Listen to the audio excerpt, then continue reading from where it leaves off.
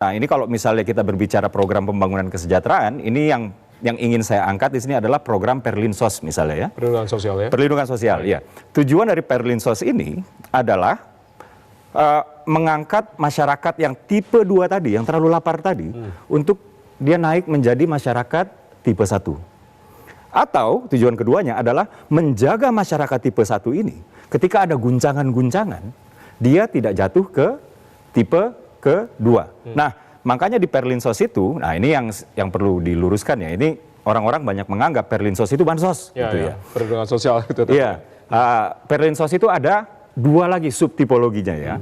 Satu adalah bansos yang sering kita dengar ya, yaitu BLT ya, atau dalam berupa barang misalnya minyak goreng, sembako lah kasarnya ya. Nah, ini adalah untuk masyarakat yang tipe 2 gitu. Ada juga sifatnya itu jamsos. Jadi ada bansos, ada jamsos, jaminan sosial. Nah, inilah yang kita berbicara soal, ini yang kita bicarakan tadi soal misalnya BPJS. Ketika berbicara BPJS, kita sedang membicarakan akses masyarakat ke layanan kesehatan. Ya. Dan ketika kita berbicara soal masyarakat yang tidak mampu untuk membayar iuran BPJS misalnya ya, maka disediakanlah Kartu Indonesia Sehat. Ya. Atau di bidang pendidikan. Ini tujuannya adalah untuk memastikan bahwa hak seluruh anak Indonesia untuk mengenyam pendidikan ini dapat terwujud.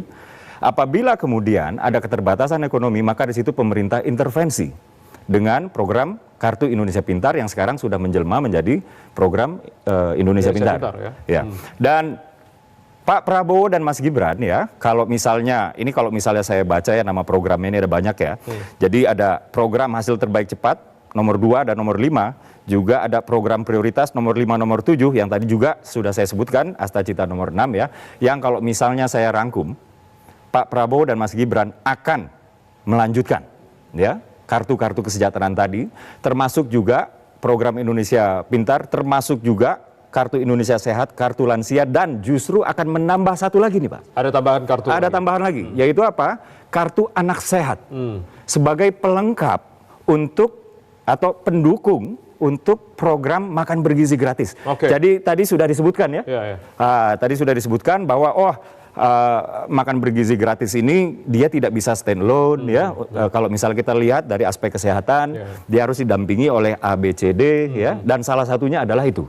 Ya. Dan juga ya ada terobosan baru di program hasil terbaik cepat, yaitu pemeriksaan gratis untuk terutama untuk TBC.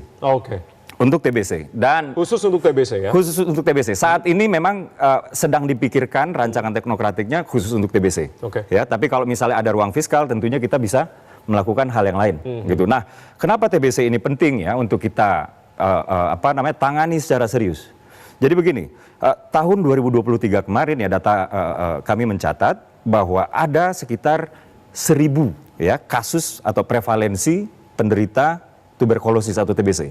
Yang dimana dari 1.000 tersebut, di tahun yang sama ada sekitar 134.000 orang yang meninggal karena TBC. Ya. Dan ini membuat Indonesia memiliki kasus kematian tertinggi kedua akibat TBC setelah India di dunia.